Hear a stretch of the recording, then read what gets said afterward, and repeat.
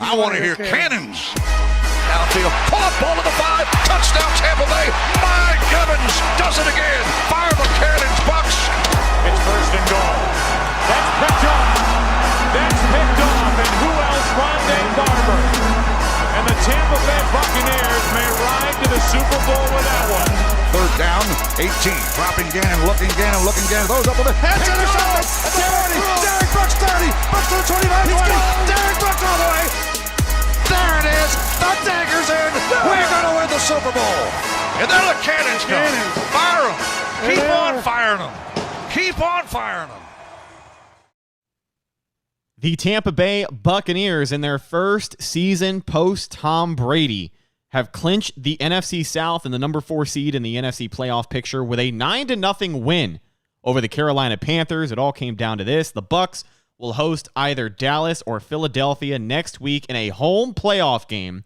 So not only for the first time in franchise history have the Tampa Bay Buccaneers clinched the NFC South division for the 3rd straight year, but they have also punched their ticket to the postseason for the 4th. Welcome back to a brand new edition of the Cannon Fire Podcast. Live today on YouTube as we break down all the highs and lows from the 2023 regular season finale for the Bucs taking on the Carolina Panthers. As I had said before, the final score of that game, 9-0. I believe the first and only shutout of the season for this Tampa Bay Buccaneers defense, who, quite frankly, between the defense and Chase McLaughlin, deserve all the credit today for what the Bucs were able to do there in Carolina. Yeah, I mean, I would say more so Chase McLaughlin. Made, obviously, the 57-yard field goal was pretty huge. But really, yeah, I mean, the defense I didn't think played terrible, but, we'll get into it. There's a few things. Yeah, sure, they shut out the Panthers. You had a Panthers team that was running on 3rd and 12. So it was clearly a Panthers team that, to me, wasn't trying very hard. The Buccaneers, there was 2 touchdowns that the Panthers scored that did not count. So yeah, the Buccaneers definitely, the defense did not play terrible. I'm not saying that the defense was actually awful, but I think it was also had to do with the Panthers just being a god-awful football team. Yeah, I think the mistakes were there often today for the Panthers. The Buccaneers did ultimately win the turnover differential, I think +1 or +2 by the end of this one. A couple of mistakes, very costly today by Bryce Young, the rookie quarterback, who finishes his rookie season with another loss. I think it was 8 straight scoreless quarters for the Carolina Panthers here over the last 2 weeks. So we talk a lot about this division win, and now the expectations are going to shift for the Bucs because at the end of the day, like, I know it was an ugly win. We'll talk about the win here as well.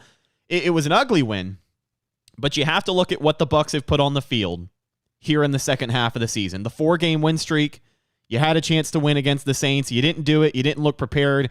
You had a chance to win the division against Carolina, and you did it. You did it in a fashion that not a lot of people were expecting or hoping for, but we'll talk about some of the red flags on offense here. But from here on out, the million-dollar question is the Bucs this season at 9-8 with a first-year offensive coordinator, first-year play caller, first-year quarterback in a new system. I mean, not a first-year quarterback because Baker's a vet, but you know what I'm saying here. A lot of things needed to go right for the Bucs to win a lot of games this year, and I'd argue that those things did go right.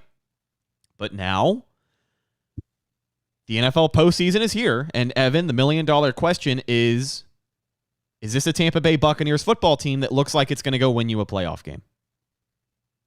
And here's where, the people in the chat and everything will hate me, and the people on YouTube and stuff, but I just don't know how you can come away from this game and think the answer is yes. The NFC South is great, right?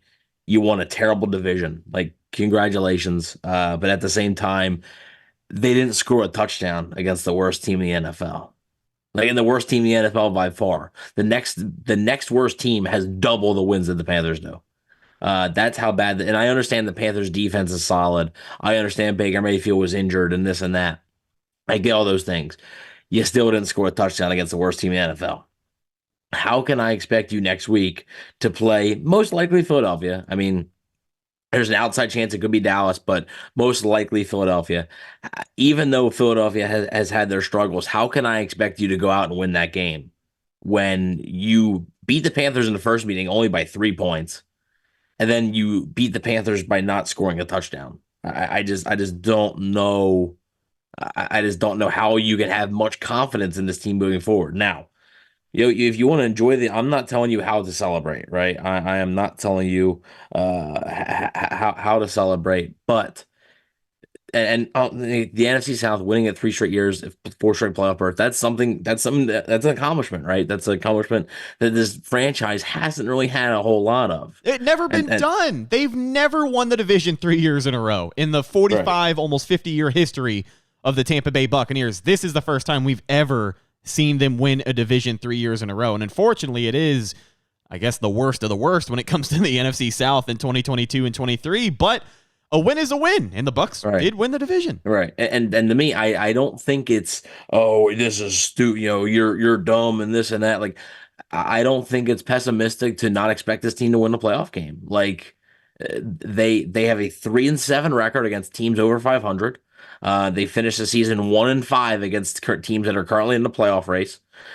So we're currently in the playoffs, I should say. It's not impossible or I should say, like, it's not like crazy to think like, yeah, like probably next week's probably it, because like even if they don't get blown out, and I'm not saying they're going to get completely blown out, I can't see a way they win that football game. I just cannot see a way that they're going to go out and win that game. So I do think that this type of game, I actually think it hurts Todd Bowles' chances of returning next year.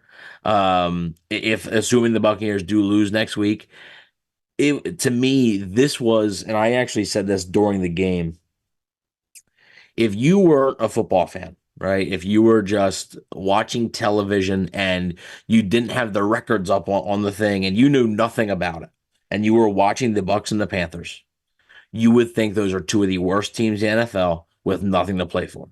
That's what you would assume, correct? Yes. Like, yes. I mean, yes. If you were watching that game with no context at all, you would assume that, yeah.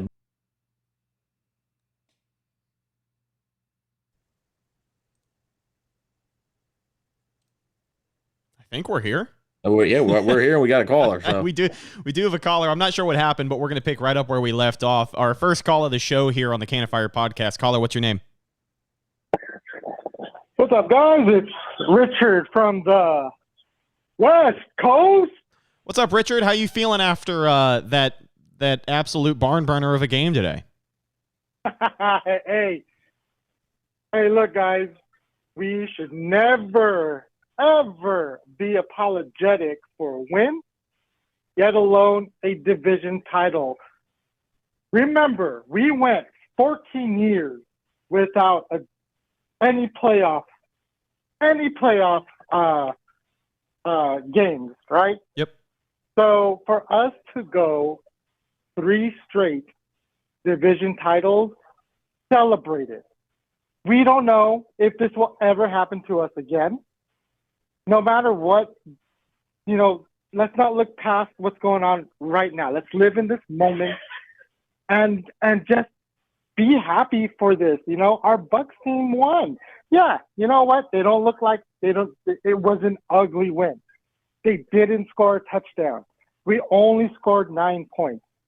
Baker was injured, missing throws. I get that. But you know what? The W, that's what we play for. You guys, that's what we play for. Get that W. Get that division title. Prove those fucking naysayers wrong that we're supposed to be a 2-win team, a 3-win team, because there's no goddamn Tom Brady. And where are we at right now? The top of the fucking division. Celebrate it. We will, Richard. We appreciate your call, buddy. It's always great hearing from you out there on the West Coast. I'm going to let you go so we can get to some more callers here. But no, Richard's right. He brings up a valid point. Like, do not let what potentially will happen to this team in the postseason deter you from the accomplishment that they made happen. Like, I do think to a certain degree, this season, I don't know if it should be celebrated because I don't think it's going to be long remembered. I don't think many people are going to long remember the 2022 season when talking about the Tom Brady era, but you have to at least recognize what the Bucs were able to go out there and do. And on top of winning the division, I don't care if it was a shitty division, they were a football team that at the beginning of the season was only picked by most of the national media to win like 2 to 5 games. 5 games was being generous. And here they are going 9-8, clinching a positive record for the first time in a couple of years, which you also love to see. Now, the fashion in which they won that game, of course, we're going to talk about some of the glaring issues, but I think Richard is correct. And I think if you're a fan of this team, take a moment, drink it in. Like, we are the winners of the NFC South. As piss poor as it has been all year, the Bucs went out there and they won the division for the third straight year. They're going to the playoffs for the fourth straight year. The only team in the NFC to make an appearance in the postseason the last 4 years is the Tampa Bay Buccaneers. Not the Packers, not the Lions, not the Vikings, not the Saints. None of these other NFC teams that we talk about making the postseason year after year has done what the Bucs have done, and that is play well enough to represent themselves in the playoff hunt at the end of the NFL season, which is all we could ask for. In 13 straight losing seasons where we didn't even sniff the playoffs. Maybe 2016 when they went from 3-5 to 8-5 and then fumbled the bag there down the stretch. Aside from that, outside of the Brady era, there is not a Bucs team that I can remember that has really had you hanging on until the final week of the season. Like 2019, for the Bucs, like they could have played well and maybe had a chance, but that was a pretty tough division. New Orleans won that year. They lost to Atlanta at home, the final game of the season in overtime with the pick six. But that game against Houston, like we all kind of knew that the playoffs were done, right? When the Bucs came out and they stunk up the joint the first half, couple of interceptions to start the game, we knew it was over. But it is what it is. A win is a win, and this is a franchise with a literal legacy of losing. The losingest NFL franchise in history, if I'm not mistaken. I think maybe the Browns passed them, but if it's not the Browns, it's the Bucs still, with the lowest winning percentage in NFL history. It does feel good to win, and I don't care if it was an ugly division. They won. They did what they had to do. They found ways to win this football game. That's for damn sure, because it didn't look like they were going to have the best chance of winning this football game, which obviously ties into the playoff conversation. That's a conversation we're going to have later. But Evan, I do want to dive into this game a little bit and talk about some of the glaring issues today. Obviously on offense. I think a lot of the glaring issues that we've seen today, I think a lot of the issues that we have seen with this team all season are going to be things that can continue to plague them in the postseason and ultimately stop them from getting any further than maybe the wild card round or the divisional round with a win. But, I mean, inconsistency at its finest, I think, has been the story of this Buccaneers team in 2023. And today, we talk about inconsistency. 2 out of 3 phases of the team decided to show up. The defense did what they could. I mean, they held Carolina to 0 points. And yes, the Panthers are the worst team in football, but they didn't score a touchdown. And they didn't score a touchdown because of Antoine Winfield Jr., by the way. Congrats to him. I think the second or third time this season he's prevented a touchdown at the goal line. The defense and Chase McLaughlin, the special teams unit, everybody was locked in today, but they could not get anything rolling at all on the offensive side of the ball. And there's a lot of issues for that, but I wanted to talk to you first and foremost about the quarterback, Baker Mayfield. 20 for 32, 137 yards, no touchdowns, no interceptions. And Baker finishes his 2023 season with Tampa Bay, first year under offensive coordinator Dave Canales and head coach Todd Bowles. 3,907 yards. Wait, that is not correct. They have not updated this. Maybe they have. Hold on. Let me double check here. Let me just get you a proper number because I don't want it to misinform the fine people. All right, the final stat line for Baker Mayfield in 2023. 3,907 yards. 28 touchdowns, 10 interceptions, with a QB rating of 95.9, less than 100. But, I mean, when you look at this offense this season and the culmination of what was supposed to be a performance today to put away the Carolina Panthers was not what any of us expected it to be. They were only able to muster 9 points on 3 field goals, one of those being 57 yards, a career long for Chase McLaughlin. But what did you think of Baker today? Playing hurt. No excuse. I thought he wasn't very good. You're out there. I'm not going to use the injury as an excuse. A bruised rib isn't the reason for you making poor decisions and the Panthers having 3 dropped interceptions. He was missing guys. He was holding the ball too long. I didn't think he was very good. Yes, he's not 100% healthy. I get it. And if you're not 100% healthy, guess what? If you're going to hinder the offense, it's on the coaching staff to say, hey, man, get out. We got to put the healthy guy in.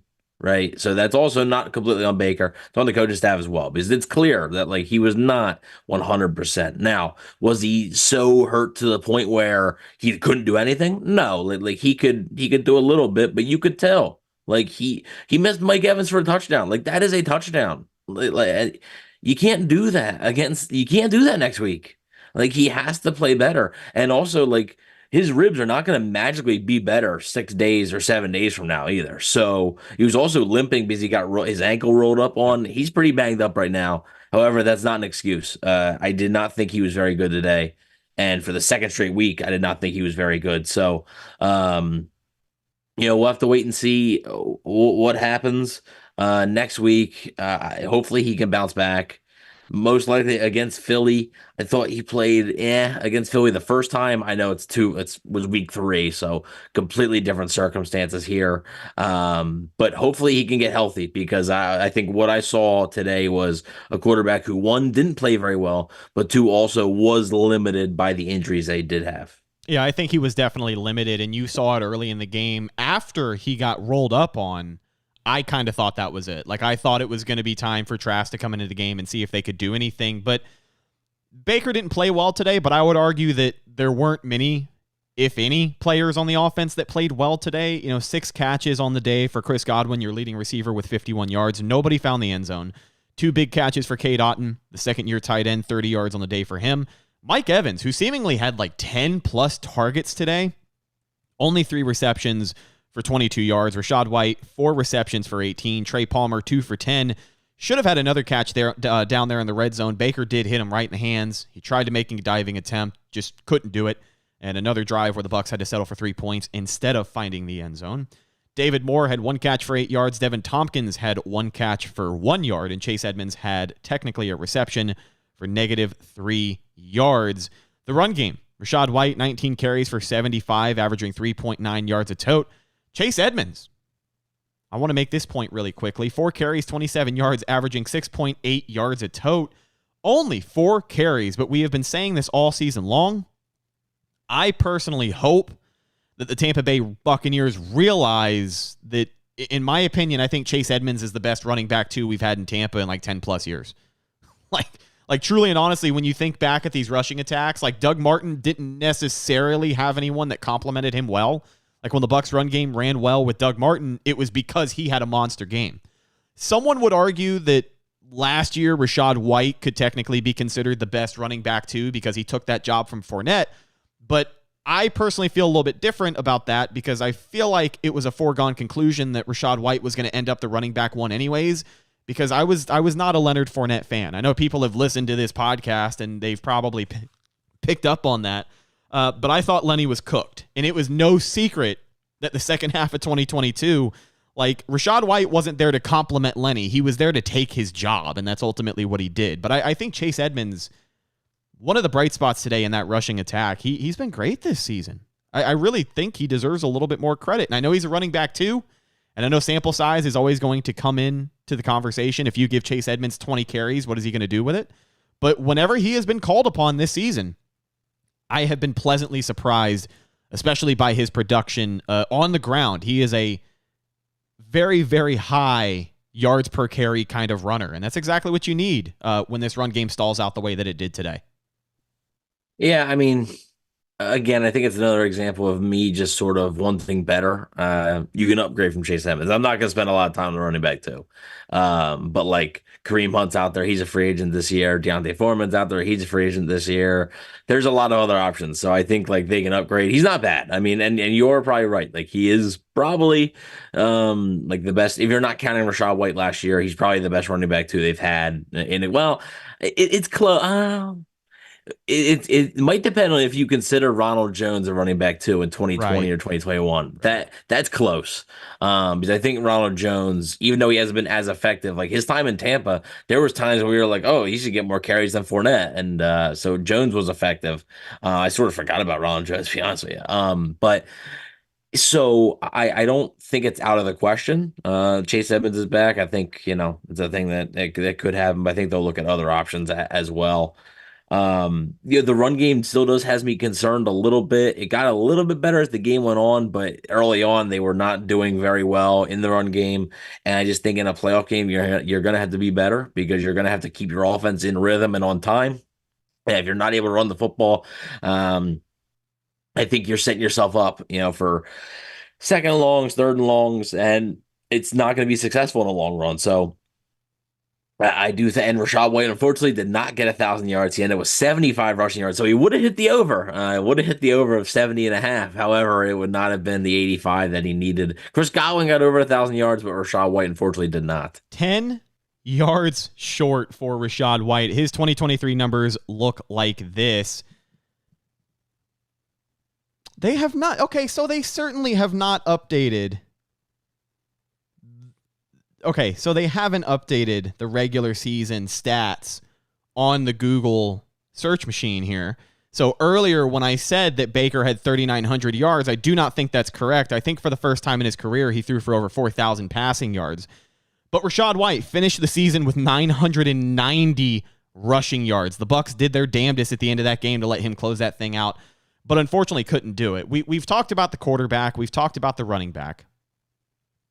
I wanted to talk about another glaring issue with this offense today, and honestly, I felt like this was the worst part of the Bucs offense today, more so than Baker Mayfield, who was already playing injured. The offensive line was pitiful. This is the downfall that we have feared, mainly with Aaron Stinney and Cody Mauch. I mean, that interior offensive line today just collapsed. It seemed like every pass play, Baker was throwing the ball with guys in his face, or he was taking a beating. Like, this is a guy who's already coming in injured, and he got his ass kicked today. Derek Brown was in the backfield over and over. The first D tackle in NFL history to get over 100 tackles in a season since 2000, which is pretty crazy. Good for him. But, I mean, that Panthers pass rush today looked much more potent than it has all year. And I thought the offensive line was pitiful today. Not a lot of running lanes and really just no pass protection. Again, Baker Mayfield, who comes into this game already injured. I'm trying to find how many sacks they gave up today. Stand by.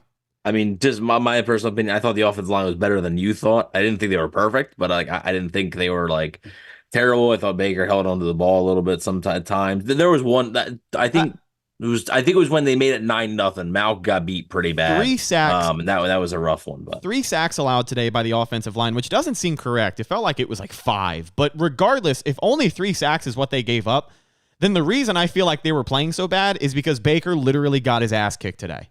He did. And you can't deny it. There were so many times where the play would be over, he would throw the ball, and he'd get slammed into the ground. Or there was how's that on? That's just a late hit. I mean, what's if it's after the ball's gone, what does it matter? That's what I'm saying. How is that on the offensive line? What happens after the ball's gone? I don't know. All right, but I wanted to talk to you about the offensive line. Actually, let's go ahead and take this call here from the 972. Caller, you're on the Can of Fire podcast. What's your name? Hi, I'm Benu. How are you? Good. How are you? How you doing, man? Not too bad. I want to just first say that I want to appreciate you guys for doing this. It's great to host something where the fans can chime in. 20 years ago, when I used to watch football games, I could never even watch a Bucs game, so it's great to be able to get this with you guys. I appreciate it. Yeah, and I just want to offer something to you guys as a Bucs fan for the last 44 years or so. I'm 48 now. I always look at these things as build-ups, and I don't know if Todd Bowles is going to be able to keep his job or not, but because some of the things that concern me are the time management issues, especially in the first half when you had a chance to score a touchdown. And even if they win or lose a playoff game, unless they get to the championship game and there's some style that Todd Bowles can come to where he can show improvement as a coach, I don't know that he's going to last. But I think that it's great to have these division championships. I think it's great to have this winning. And I just wanted to hear some of your thoughts on kind of what I'm thinking about. Yeah, I kind of went on a tangent at the beginning of the show saying that, as Bucs fans, as fans who have watched this team for an extended period of time and watched an extended period of losing, Like, drink it in. This should be celebrated. It is 100% an accomplishment what they were able to do, because not only are they the only team in the NFC to make the playoffs these last 4 years, but for the first time in the almost 50-year history of the franchise, they get 3 straight division titles. I don't think it can be understated simply because of the context of those seasons. Like, I don't think people are going to remember 2022 in a longing type way when they look back at the Tom Brady era, but the Bucs did win the division that year. And I think the same could probably be said about this 2023 season, because if they go get shellacked in the first round by either Dallas or Philly, it's not going to change a lot of people's overall perception, I think, of what the Bucs were capable of doing this year. But to be honest, the context of where most of the national media had them pinned at the beginning of this year, like, there were a lot of NFL sources and shows, like Good Morning Football only picked them to win 5 or 6 games this year. Like, it wasn't very favorable. So I do think there's a lot of things to be excited about and happy about because of the success that they have had. But again, when you talk about that translating into how long a guy like Todd Bowles can stay employed, their performance next Sunday is going to do all the explaining it needs to. Like, I think Todd Bowles could plead his case to the Bucs brass, but if next Sunday they lose by 25 points, just like they did last year, I don't know how much favor he's going to have in the organization. But Evan, your thoughts on just Todd Bowles and, kind of the tricky balancing act the Bucs have to find themselves doing here when considering him for the future. Because on one hand, you've got back-to-back division titles. It's hard to fault a guy for that, especially this season, doing everything they needed to do to win. But what is the standard when, you win the division every year and you get blown out in the first round? Yeah. Really quick, we have $5 super chat from, I believe it's Jose Ortiz.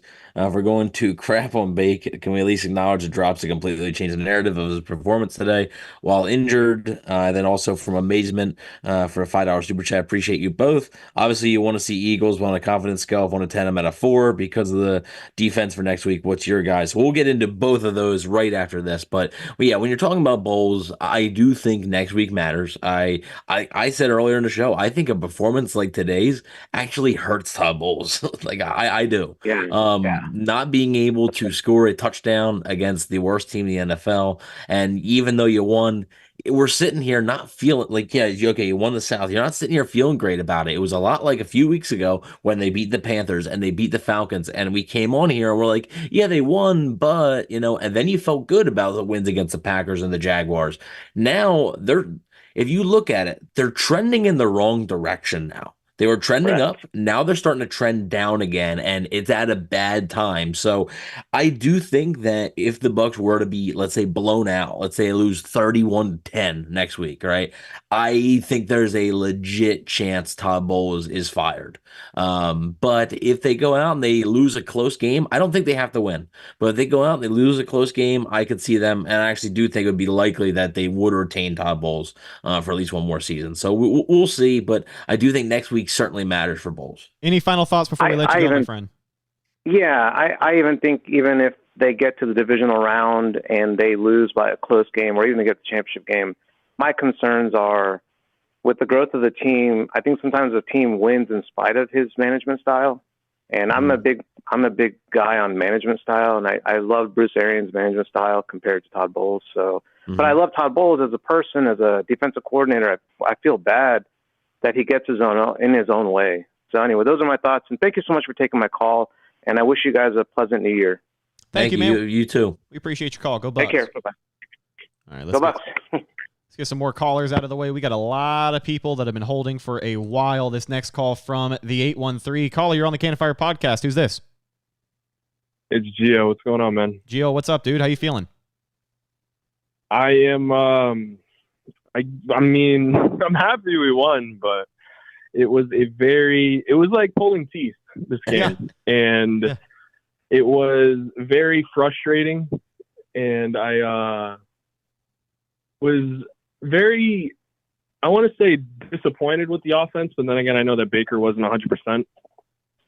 But I want to say that Antoine Winfield getting that fumble at the goal line single-handedly probably saved us this game because it changed the momentum of everything. If the Panthers score right there, it's 7-0, and the Panthers have the Bucs against the wall and everything. So like that play by Winfield fumbling, causing that fumble at the goal line really changed, I think, the momentum of the defense a little bit. But watching this game, I was I went into this game, I was thinking that it's going to be a very close game, but watching this game, it was worse than I expected, to be honest. It was very deflating. Like, it was, in my opinion, it was more deflating than in the Saints game, because the Saints are actually a decent team versus the Panthers. The Panthers are just the worst team in the league. And when you can't score a touchdown on the worst team in the league, that says a lot. And the play calling, it was inconsistent and lackluster, in my opinion. Like, I don't remember what quarter it was, but it was, I want to say it was third down, and we run it with Chase Edmonds. Yeah, I think it was. So not only it was at the end of the half. Yeah, right? not only at the end of the half, they're in the 2-minute, which, by the way, the Bucs had a chance on offense, I think, before the 2-minute warning, and they maybe burned like 15 seconds of clock. I think it was 12 seconds because the Panthers got the ball before the 2-minute warning. There was like 2:13 left, and then the Panthers got the ball at 2:01. Yeah, so the Bucs are like floating. They get the ball back after that. They're running the 2-minute, and this is the most momentum we've seen on offense all day. I think the way that they're able to go down the field with some already positive field position that they had taken over with, but they run a sweep, not just a run with Chase Edmonds. Like, they run him over to that side of the field, run him out wide. He loses yardage. And if they weren't right at field goal position, if he would have lost 6 or 7 yards, like, they would have had to punt the ball. You know, it's one of those things where we haven't even talked about that yet as far as the glaring issues on the offense today. We talked about Baker. We talked about the offensive line, some of the drops and miscues, but play calling was just awful. I mean, I kind of, I look at games like this for Dave Canales, Evan, and I kind of want to say to myself, like, yeah, he's a first-year offensive coordinator. He's a first-year play caller. So I know that he's going to kind of take his lumps, and he's going to be making some mistakes, and I know that he's not going to call a perfect game every single week, but a couple of times this season, it's almost like, 1 week we take 2 steps forward and then we take 3 steps backwards the week after that. Between the New Orleans game and today, this Buccaneers offense is like almost not even recognizable from the offense that we saw beat Jacksonville and Green Bay. Evan, what did you think the major flaw today was in the offensive play calling, or at least like what was going on with Canales? Yeah, I mean, this is something where you're hoping it doesn't continue, right? Because, again, I talked about the trends, right? You're trending up during the 4-game winning streak. Now you're trending down. This is the second straight week that we've come on here and criticized Dave Canales' play calling. So I think when you're looking at the trends right now, the offense is trending in the wrong direction again. And they ended up scoring 13 points last week, 9 points this week, no touchdowns this week. And you're going to be playing a playoff team next week. So it's not going to be easy. And I don't really know. I do think like the Baker injury matters, obviously, and that's going to change your philosophy and the way you do things. At the same time, if it's changing your philosophy and the way you do things so much, then again, you have to take him out. Like, then you got to get the healthy guy in there because, quite frankly, you don't give yourself the best chance to win the football game. So I do think that Canales, he has his strengths, right? We've seen that this year. And I do think he's a good play caller, but he also still has a lot of room to grow. And sometimes I think he tries to outsmart the opponent and outthink the opponent. And these defensive coordinators are just a little bit smarter than he is at times. And yeah, the run in that situation, losing 7 yards, you can't do that in that situation. So that's just one example. I do think obviously the execution has to be better. Baker Mayfield, if he hits Mike Evans there on that deep route, that's a touchdown. Like I've said that when Byron Leftwich was the offensive coordinator too. Like it's on the players to execute, but the coaches and the offensive coordinator have to put those players in the best position possible. So we'll see what happens with Dave Canales. I still do have faith in him that he can possibly figure it out. However, it is sort of a little bit concerning that you're seeing this offense get worse and worse each week. Just not even with like, oh, penalties or turnovers, just with like overall production and not even being able to move the football. So when you're playing these better teams, if they played an average football team today, the Buccaneers are out of the playoffs right now. The Buccaneers lose that football game. If they're, I mean, if they're in an average division in the NFL, they don't even make the postseason. We're looking at an 8-9, or I'm sorry, a 9-8 record. Let me put some respect on the Bucs name there. But we're looking at a 9-8 record winning the division. When you look across the landscape of the NFC and you look at all of these teams that were playing their asses off today for that final wild card spot, these are all teams with 8 wins, 9 wins. You know what I mean? Like the Bucs have found themselves right around that just above mediocrity territory because of the context of the NFC South. I mean, they won, and it should be celebrated without a doubt. But there's a lot of things about the Bucs that played into their hands this year, and the absolute state of the NFC South is one of those. Gio, your final thoughts before we let you go, my friend. It was very disappointing. I mean, I'm glad we won the division and everything, but very disappointing how we played, considering who we're playing against. But it's good that we won the division and everything. And and by the way, Antoine Winfield is the best safety in the league this year, and it's not even close. Thank you. He's better than any other safety in the league. It's not even close, Evan. Did you hear that? Yeah, not even close. Gio, you're trying to take victory laps on me like I said he sucked. Gio, thanks for your call, buddy. We'll talk to you soon. Go Bucs. Of course, man. I will say the graphic I'm so glad that Fox put up that graphic though that they did during the game. The Buda Baker versus Antoine Winfield thing. It's like so funny, and then like Antoine Winfield not only gets another forced fumble, but he gets a sack, which like the sack he got, it was a gift. Like he literally it was the first one to touch Bryce Young, and that counts as a sack. But he was all over the field again today, and that's one person I think you can worry about possibly Mike Evans playing for somebody else. You can worry about Levante David playing for somebody else. I don't think you have to worry about Antoine Winfield playing for somebody else next season, because I don't think that guy's going to go anywhere. Really quick, we do have another $10 super chat from Amazement. Winfield saved the game twice: the fumble at the goal line and tackle for loss, making a longer field goal, which the Panthers missed. One of the best Bucs performances on D probably ever. I mean, we're looking at one of the best Bucs seasons by a defender ever, if you want me honest. If he can keep this up, I mean, he'll go down, and again, he's got a long way to go. He's got a long career ahead of him, and like this level of play is tough to sustain. But if he keeps this up, he'll go down as one of the best Bucs defenders of all time. Like you'll be talking about him in the same vein as Derek Brooks and Rondé Barber and John Lynch. Like that's what you'll be talking about this guy as. So he is really just something else. Speaking of John Lynch, Antoine Winfield set a record of his own this 2023 season. Not only is it one of the most impressive seasons I've ever seen by a Buccaneers DB in my life, but he also passed John Lynch and broke the record for the most tackles in a season by a Tampa Bay Buccaneers defensive back, passing the legendary John Lynch. So, I mean, on top of just the ridiculous pace he has been on and the production, he's been far and away the most productive player on the defense this year. And I mean, some of the guys that are in the running, we'll talk about that as well, but rookie Yaya Diaby deserves a little bit of roses after today as well. In 7 starts, he gets 7.5 sacks, which leads the team at the end of the season. Kalijah Kancey not very far behind him. I think finished with 4 sacks on the year, maybe 5. But regardless, that 1-2 punch in that 2023 Tampa Bay Buccaneers draft class, both of those guys look fantastic on top of Antoine Winfield. I thought all 3 of those guys, all things considered, played pretty well today in a shutout win for the Bucs. Great defensive performance, I would say. Yeah, I thought Diaby was excellent today. And honestly, like, over the past few weeks, Diaby's been better than Kancey even. Like, like in the beginning, like a lot of people were talking about Kancey and stuff, like when Kancey first started playing more consistently and everything, and I get it.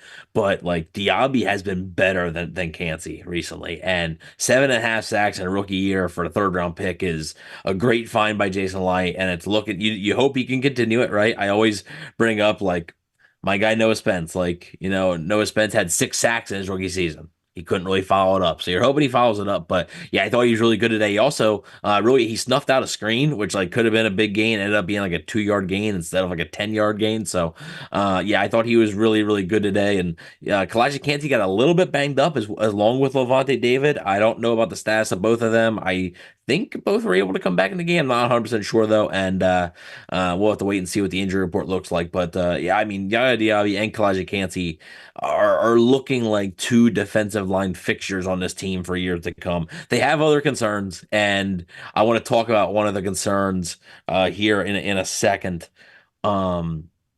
Just really talking about, and I'm just gonna say this really quick because I was gonna wait till later, but I'm just gonna say it now because we're on the topic of pass rush and everything like that. I think Shaq Barrett's time in Tampa is coming to an end. He's just not himself. He's a shell of himself. It happens, right? It really does. You know, the major injury that he had, and then the nightmare offseason that he had. You know, don't wish it on anybody. You can't. You know that's not anything you can do about that. But at the end of the day, it's a business and it's a production-based business, and the production just doesn't match what he's making right now. So I do think that while God Diaby and Kalijah Kancey are going to be good, and they're going to be good on this team for a long time, I think they need another pass rusher or two because I don't foresee Shaq Barrett being back on this team. So I think these next few games, however it may be, you know, if it's 1, 2, 3, 4, like I think Shaq Barrett is finishing up here his time in Tampa Bay. Joe Tryon-Shoyinka can only hope that he continues to develop because he's on a short leash as well. But a big time play at the end of the game today. Yeah, he had a nice play. Yeah, to secure the win for the Tampa Bay Buccaneers. He's been looking for a play like that all season. But let me go on a little bit of a tangent here before we get to the rest of these callers about Yaya Diaby, about Kalijah Kancey, specifically Diaby, because I think in 7 starts, 7.5 sacks as a third-round draft pick is incredibly impressive. Mm-hmm. But unfortunately, it's a damn shame what the world has come to for Bucs fans like me and for Bucs fans like you. Antoine Winfield being snubbed from the Pro Bowl is just the beginning. I think Yaya Diaby far and away deserves Defensive Rookie of the Year, but he probably won't even be top 3, top 4 in voting. I mean, am I right? You know, like should we be surprised when we hear that Yaya Diaby was not a top prospect for Defensive Rookie of the Year by most of these NFL talking heads who don't know shit about Tampa Bay Buccaneers football because they haven't watched it all season? It really bums me out. And I think this incredible rookie season he is having is going to fly under the radar because he plays for the Tampa Bay Buccaneers, unfortunately. I mean, it is what it is. So I just had to get that out. Yeah, no, I don't expect him to win. I do think you have a point. I think there's going to be a lot of disappointed Bucs fans, a lot of confused Bucs fans, which look, I didn't expect Antoine Winfield Jr. to make the Pro Bowl either. I was obviously that it's dumb, but I wasn't surprised by it. He was never even top 10 in voting the entire season. I was I'm not surprised by it, but it's stupid. Yeah. And it's sort of the same thing with Yaya Diaby. I'm not saying he should win it, but he should absolutely be a candidate for sure. And the fact that, he might get a vote or two, possibly, but he's not going to be in the discussion of one of these 3 guys can win it. It's going to be, oh yeah, Diaby, yeah, cool. And then it's going to be but these 3 guys are actually going to be the ones that win it. So it is disappointing, but not surprising. Possibly, but caller, we appreciate you holding. I hope you're still there. You were on the Candy Fire podcast. What's your name? Who's this? This is Juan. Let me mute the TV real quick. Oh, you're good, man. I appreciate it. Appreciate you watching on the television. First of all, I just want to. I'm glad we made it at least to the playoffs. I was a caller that emailed you about my brother passing away this year at the beginning of our win streak run in December, and he was big into Bucs football just like me, but he was more the stats guy. But talking about the game and just the performance. And I was watching the other podcast you guys were talking, and this is going to get the guy in gray all happy, the franchise player, we talk about Evans, he's been our franchise wide receiver for years. And his performance this year, I don't know if you guys agree, hasn't been the greatest, but he's been doing the best he can. Do you think, we're going to be looking for that in the off season, or is that something that you think our offense is lackluster? Obviously we had 3 field goals, no touchdowns. So I don't know. What are you guys' thoughts? I do think it's unfortunate that, he wasn't able to get going today. Like, that's a guy that, especially against Carolina, like, I think his last 2 games against Carolina, he had 4 touchdowns, 389 receiving yards coming in. Also, today. if you remember the way the game started, it started with 2 receptions of Mike Evans. It started with back-to-back receptions of Mike Evans, and I talked about this earlier when we covered the stats. He only finished the day with, I think, 3 catches, but he was targeted well over 10 times. And I think the major miscommunication today between Baker Mayfield and Mike Evans was either from a defensive lineman putting his hands up in the face and messing with the pass, the pocket collapsing too quickly, or just Baker being off target.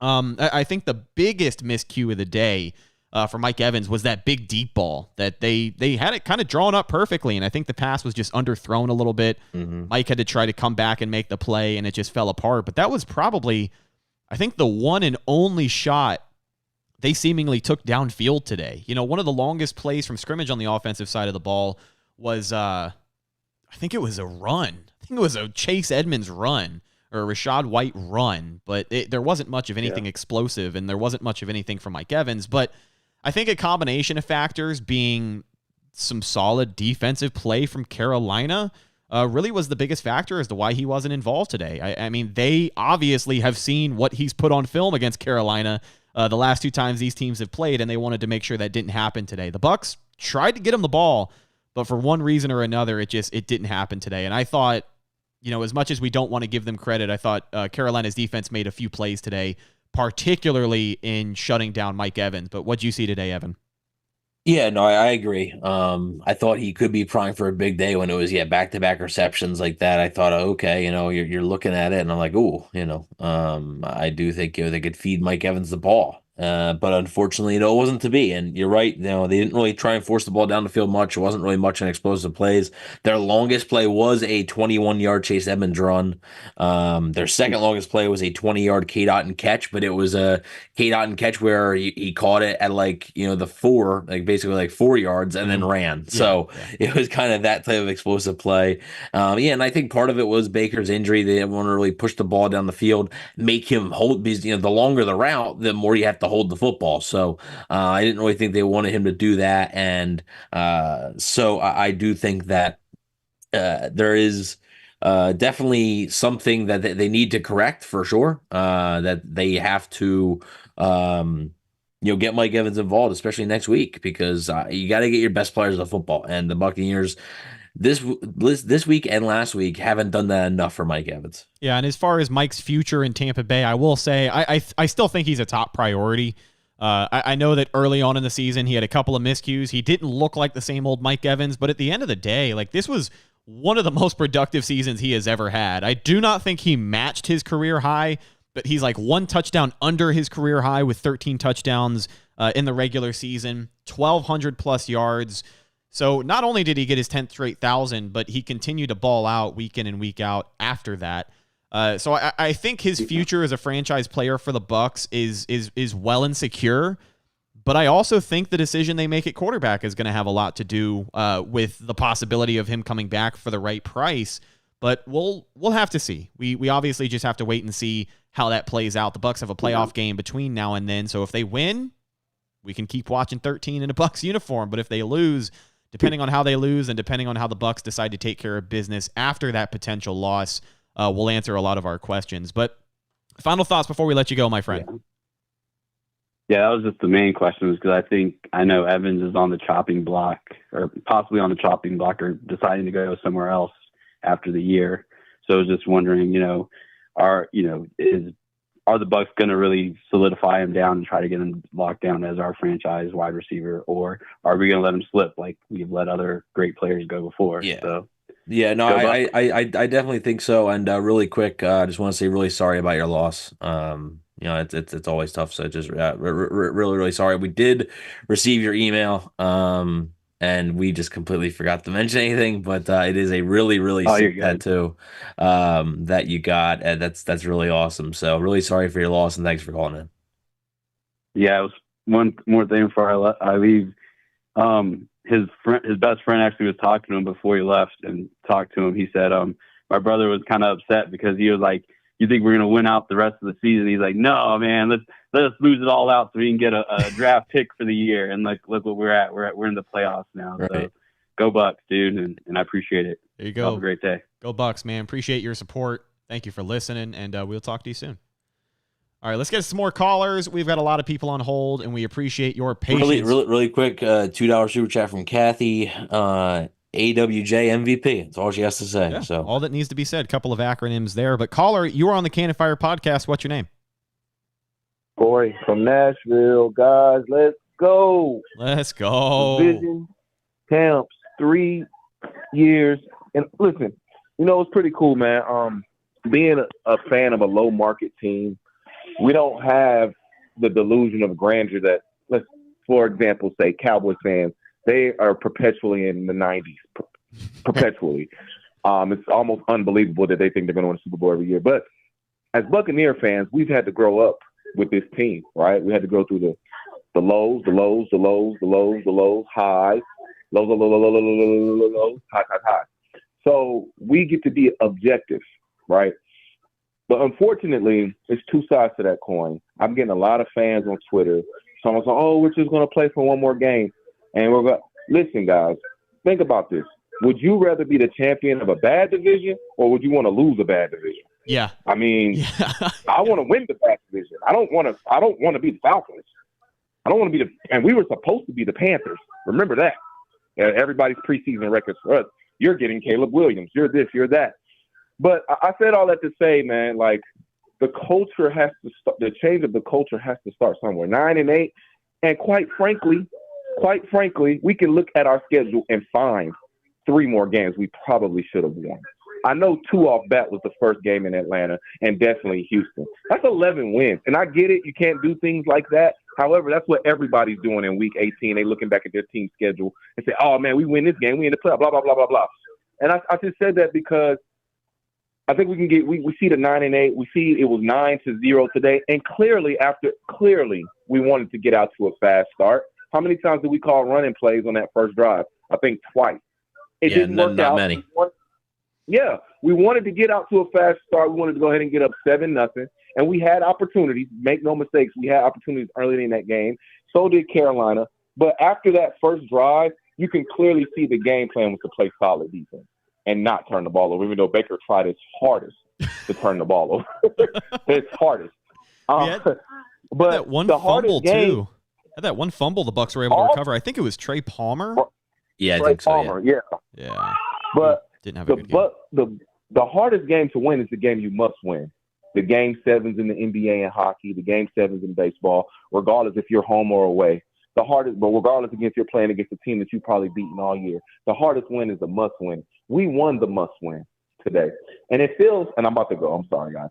And it feels a little bit sweeter knowing we made the Saints practice for real all week, just to know that it really won't matter. 48 points today, the most useless 48 you'll ever see in your life. And I know I might be counting my eggs, my chickens before they hatch, but I don't think Green Bay and Seattle's going to lose today. Maybe one of them. But I just feel the Saints have so much hope. I listen to all of their podcasts and their Locked On podcasts. They have so much hope. This feels so good. Go Bucs. Go Bucs. 3 straight. Let's go. Let's go. Anytime you can keep the Saints, Corey, we appreciate your call, friend. We'll talk to you soon. Anytime you can keep the Saints out of the playoffs, that's a win in itself. And I will say that Corey made some great points, but the one thing that stops me from looking back at the schedule for the Bucs in 2023 and saying, "Oh, they could have won this game, they could have won that game." I've done that in other seasons. I have 100% done that after some other seasons and gone back and said, like, yeah, if this happened, if this bounced in our favor, they could have won that game. But the reason I can't do that this year, this is the internal struggle I have fought with myself over the entire season. As a lifelong Bucs fan, I got to tell you, nothing has prepared me more in life for the losses that you will face than the Tampa Bay Buccaneers. Like, they have prepared me to take my L's in life, and that's okay. From an early age, I had to learn how to lose. But the reason I cannot go back and credit the Bucs for games they did not win this year is because every single week I came on this podcast, and every single week the Bucs played an opponent where I said they should win, they fucking lost. Like, every single week. I think there was maybe one game all year where I said the Bucs should win, and they lost. And they ended up winning, I'm sorry. So with that being said, like, I totally get what you're saying, Corey, and I definitely think there's a lot to celebrate this year. But looking back at the schedule and saying, like, oh, they could have had 11 wins, I don't know. I think based off of the inconsistencies that we have, it's enough of an anomaly that this team already has 9 wins. And it should be celebrated. I think it is a successful season with 9 wins. But a lot of things had to go right this year for the Bucs to get 9 wins. And I think they're lucky that more things didn't go wrong towards the middle of the season to prevent them from making that push late in the year. What are your thoughts, Evan? Yeah, I mean, the old saying is better be lucky than good sometimes, right? And I think the Buccaneers, with certain instances, they have been lucky. Younghoe Koo missing 2 field goals that he normally makes against Atlanta, right? The Bucs would lose that game. Chase McLaughlin nailing a 57-yard field goal against Minnesota. Minnesota having 3 red zone turnovers in one half of football. And then I think the biggest one actually doesn't have to do with the Bucs at all. And it's actually something where it matters. The Saints versus Packers in week 3. The Packers beat the Saints 18-17. At the end of that game, it was down to the Saints kicker. I forget his name, but he missed a field goal. I believe it was like a 35-yarder or 40-yarder. He missed the field goal as time expired. Had he made that field goal, the Bucs would be out of the playoffs right now. It wouldn't have mattered. The Saints would be 10-7, and the Bucs would be 9-8, and they would miss the playoffs completely. Had he made that field goal, and the Saints would have won, right now we'd be talking about the Buccaneers missing out on the playoffs with a 9-8 record. So you want to talk about luck? You do need some luck. You need the 2020 Bucs in the Super Bowl. They had some luck. Like there was some luck involved there. But you always need luck at the same time, though. Yeah, they are lucky, but at the same time, they won the division. Yeah, it's a poor division, but they still won it. That call from Corey, I thought could have gone one of 2 ways. I thought it could have been how it went, or like basically, oh, this team actually isn't very good. But and now you're just now everybody's 0-0, and it's win or go home now. So could be playing your last game. The one thing I will say is that Bucs fans, I think, should sort of take it in, not necessarily the division title, but take it in that next week could be the last game you ever see Levante David play in a Buccaneers uniform. It could be the last game you ever see Mike Evans play in a Buccaneers uniform. So just sort of those types of things, I think, don't take for granted per se. So you never know, right? I think both are going to be back. I think Mike Evans is the one who, like, he could go to another team. For Levante David, I think it's either Tampa Bay or retirement. Yeah, I agree. I don't really think he's going to sign with anybody else. So, but you could be seeing 2, franchise greats, 2 guys that 15 years from now you're going to be talking about as 2 of the best in the entire franchise's history. You could be seeing their final time, in Tampa Bay. So just sort of, cherish that. And, like I said, don't take it for granted, because, those types of players don't come around every day. Well said. Let's get to the rest of these phone calls, wrap this thing up. Caller, you're on the Can of Fire podcast. What's your name? What's up, guys? This is Deontay from Las Vegas. Deontay, what's up, Deontay? dude? What's up, fellas, man? How you guys feeling? Good. Is this the same? Is this Deontay Incel?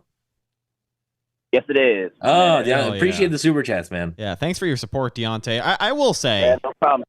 Somebody got to get the Wendy's, right? Somebody's got, yeah, that's right, brother. man, I will say this, and I've coined this term all season. Our buddy Gene Thomas from Buck What You Heard came on at the very beginning of the year, and he used this term, and I feel like it's just been perfectly applicable for the rest of the season. But I will say I feel the same now as I did all season. Cautiously optimistic. Obviously I'm optimistic. Obviously I am very happy about the history that was made today by the Tampa Bay Buccaneers, and we're going to talk about it and give it all the credit that it's due. But man, oh man, like if you tell me to sit here and pretend that the Buccaneers are really going to go out there and bring it to some NFC playoff team next week, I don't know how great I feel about that. And by the way, $5 super chat from our buddy Corey, one of our previous callers. He does say the Texans game could have been a win the same way the Saints lost the game versus the Packers, and we are still in the same situation. That's what I was saying when he was looking back at some of the games that were losses that could have been wins. And I get what you're saying, Corey. We appreciate your support, my friend. But Evan, let's answer Deontay's question really quick. Looking ahead at the playoffs after today's win, how do you feel? Not great. I mean, I'm going to be honest. Like, not great. It takes a lot for Evan to feel great. It does. You're right about that. But it's just, I don't think like, look, I'm watching the games right now. Dallas is up 7-0. Philly's down 3-0. Philly isn't really playing many of their starters. Like, it's probably gonna be Dallas to win the NFC East, so they're probably gonna play Philly. You'd rather play Philly for sure. I think they have a better chance to beat Philly than they do Dallas. That being said, Philly is still like Jacksonville. They ended up beating Jacksonville, right? The Bucs on Christmas Eve. Really impressive win. Jacksonville has completely collapsed down the stretch. They missed the playoffs today because they lost to Tennessee. So while it was a really nice win, that game looks a little less impressive though. So I do think that the Bucs, I'm not saying they have zero chance. However, I do think it's going to be a pretty uphill battle. And I don't, we have all week to talk about it, but at the same time, I look at it and I do have a tough time seeing this team winning a playoff game against a quality opponent, because really when they've played the quality opponents this year, they've faltered. So we'll see what happens. Anything can happen any Sunday, and like I said, everybody's 0-0 right now, right? They're 0-0 now, but at the same time, I do have a hard time seeing them win. What are you thinking, Deontay? How do you feel? I mean, we both just poured our hearts out to you, and we haven't really gotten around to how you feel about this Buccaneers team, 9-8 headed into the postseason. Right. No, it's fine, man. It's the Cat and Fire podcast for a reason. But I feel more of the glass is more full than it is empty, only because, we won the division 3 times in a row. And my whole life being a Bucs fan, I don't think I've ever witnessed that. So that's a good thing. That's looking up. Our defense shut a team out. I know it was the worst team in the league, but they get paid too. And I don't know what it is about Chuba Hubbard, guys. I don't know if he's a decent running back or he just has a vengeance when he plays the Bucs. Because boy, does he look like a just complete stud when he plays versus my Bucs. He's got to have another conversation for he turns into 1992 Barry Sanders against the Buccaneers. Dude, it's like he's got built-in incentives. I've never seen nothing like it. Yeah. I haven't. No, there's no other player I've seen, well, at least in the division, that just absolutely just kills us that. You would not think that like you could bring guys up like Julio Jones. Mm-hmm. Yeah, but Julio Jones doing that. Like he was doing that to everybody, though. Yeah. Like Julio and Jimmy Graham and Drew Brees and Greg Olsen. Like they were consistently good. Chuba Hubbard does nothing those are the against guys anybody that else. You circle. Chuba Hubbard, I don't think is a guy that you circle like, oh man, we got to gang up to really stop this guy. But once he plays Tampa, they should. Well, even the other running back today, I mean, luckily the penalty took the touchdown off of the board, but Blackshear even started breaking out there in the second and third quarter. They were giving him carries, and he was going 10, 11, 12 yards. So I don't know what it is about the Buccaneers and facing an NFC South rushing attack, because I remember a couple of years ago, they made a star out of Tyler Allgeier. He was having a productive season, but he ran for like 120-plus yards.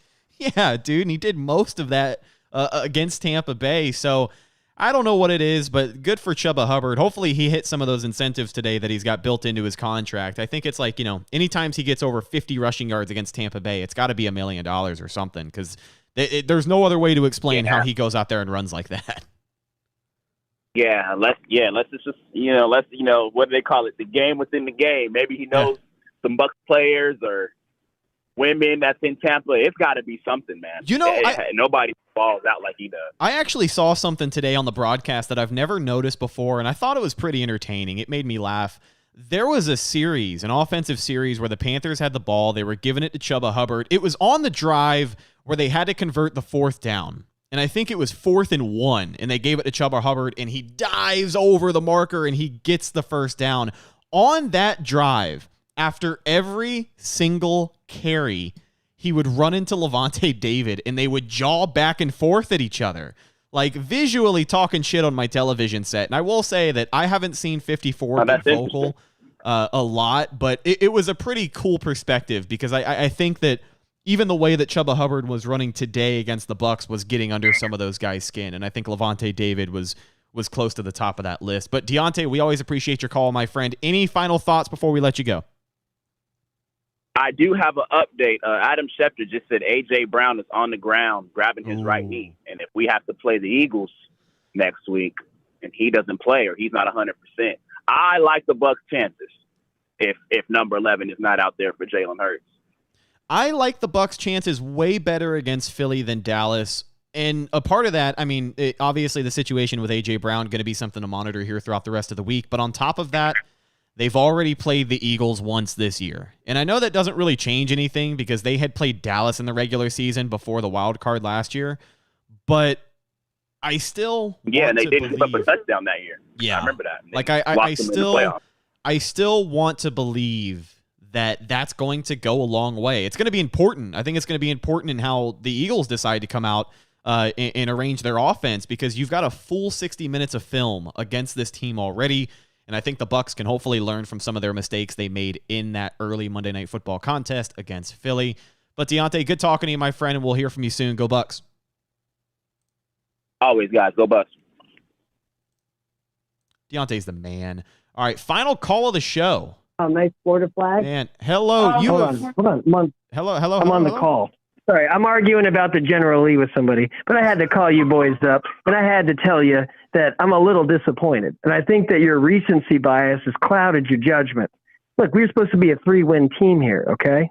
And I know today wasn't pretty, but, I mean, Evan, I know you're always off basis because you're our Philly fan, but Brett, I'm a little disappointed that you're not checking him on this. Let's wave the flags. Let's fire the cannons. Okay?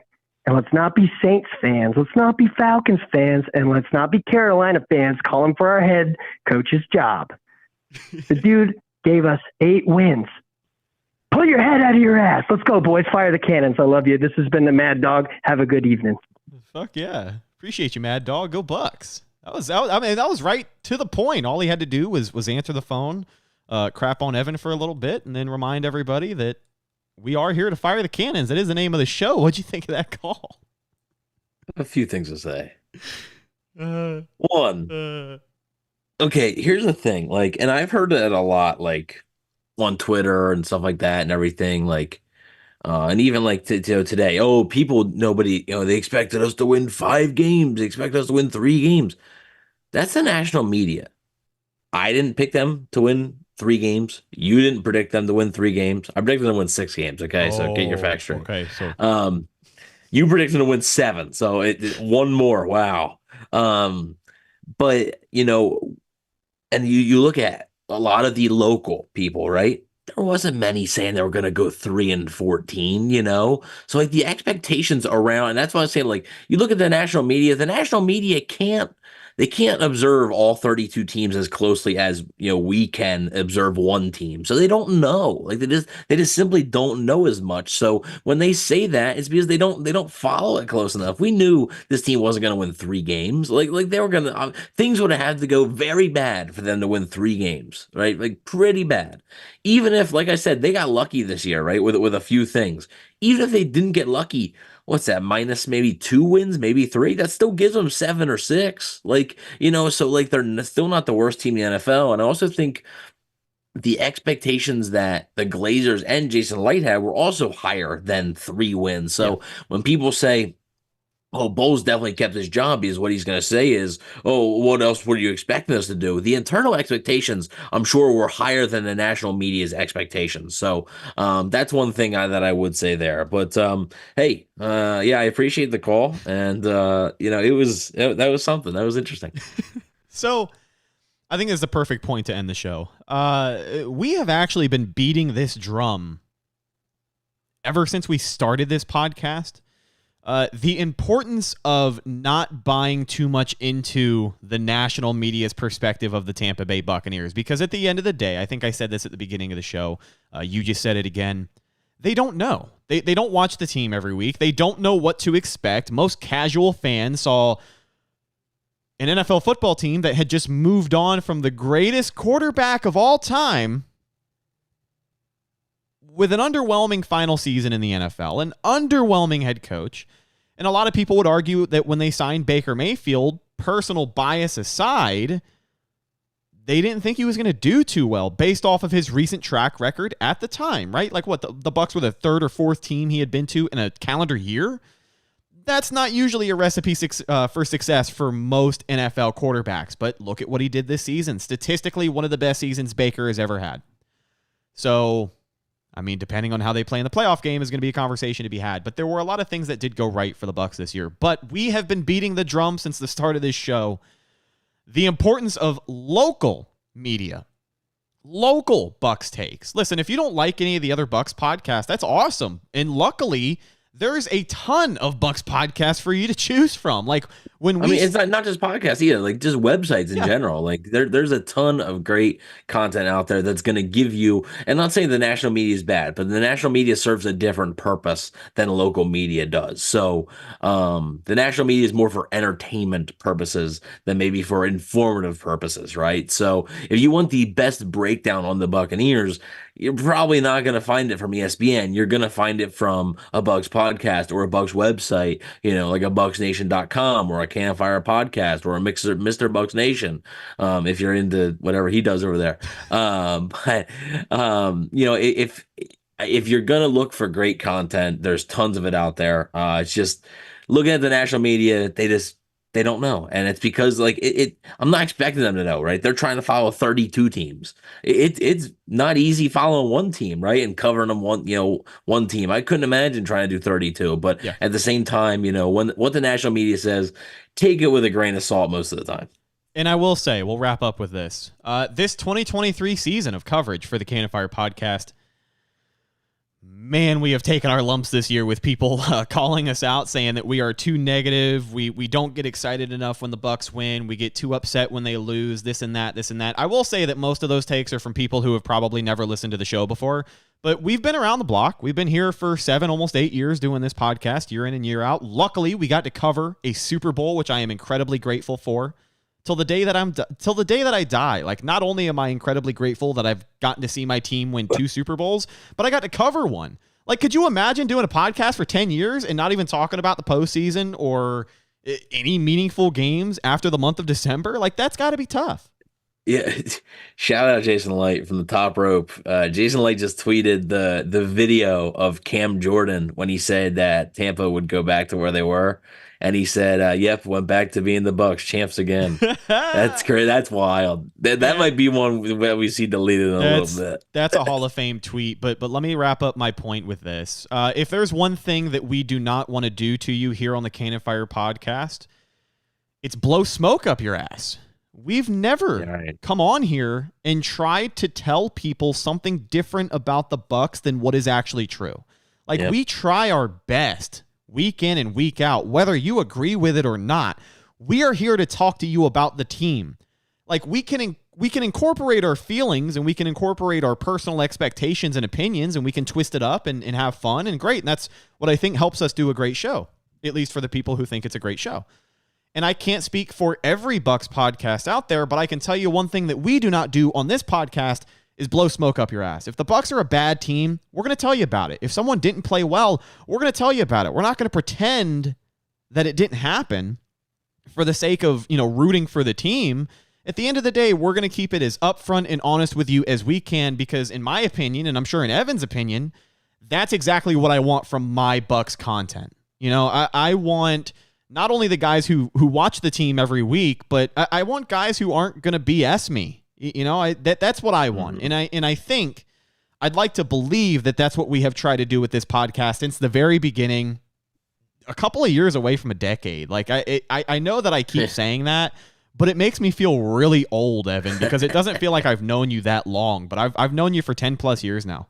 Yeah. We've known each other before we started this podcast, so it wasn't just like we met each other and started a podcast. So yeah, we've known each other for quite some time. It is hard to believe. Time flies. So yeah, but yeah, like you said, I think the truth is always important, right? And sometimes the truth isn't what you want to hear. Like, and I get that. I completely do. When I'm listening to a podcast and I want to hear something and it doesn't come out, I'm like, oh, this sucks. You know, like I get it.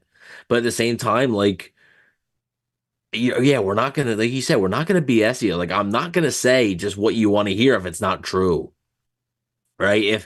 And also, like, I'm not going to change my opinion on something or somebody to cater to somebody else, right? Clearly you're not. Clearly, I'm sticking with it, right? I mean, it's been me versus versus Boomer Sooner, I guess, this whole season. Holy crap! Where were these people when Gerald McCoy was on the team? He's the Sooner too, and you've heard crickets. I don't understand. And the dude that I like, the dude that I campaigned for them to sign, and it's just. I don't know. But yeah, I mean, that's what we try to bring on the podcast here. So we try to bring all season. And as another regular season wraps up, obviously our work is not done. As the Buccaneers work is not done, we will have another game preview. Again, we're getting to the end where it's possibly the last game preview of the season.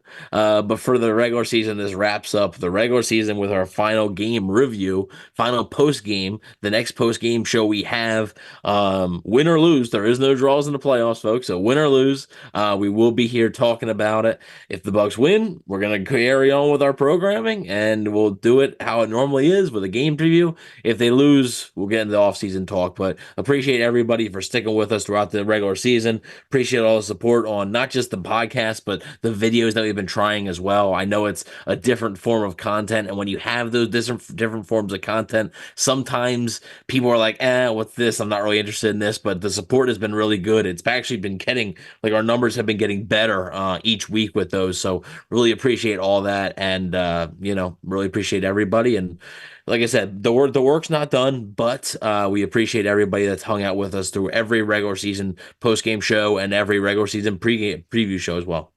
Job's not done. It's like that Kobe thing, you know? Yeah. That's why, like, everybody's like, oh, Evan's so miserable. No. Just the job's not done. That's why. It's that Mamba mentality. Yeah. Playoffs, here we come. The Tampa Bay Buccaneers for the third straight season are NFC South champions. Todd Bowles, 17-17 over his first two regular seasons as Tampa Bay Buccaneers head coach. And his second career winning a record as a head coach now. So there we go. We will see what the Buccaneers can do next week against either Philly or Dallas. But to be honest with you, I just hope, for all that is holy, they play on Sunday. Yeah, don't be Monday, please. I'd rather Saturday or Sunday. I want Sunday. But yeah, don't be Monday. Don't be Monday, please.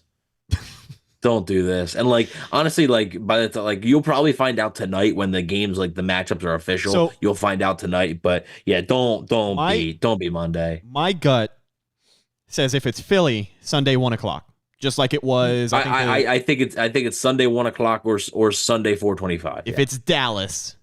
If it's the fucking Cowboys, I don't think the NFL can resist themselves, and they have to put Dallas on primetime every single week. I feel like if it's Dallas, it's going to be another Monday night game, or I don't know, late window on Sunday. Year. Yeah, I don't know. I could see it being Saturday then if it's Dallas.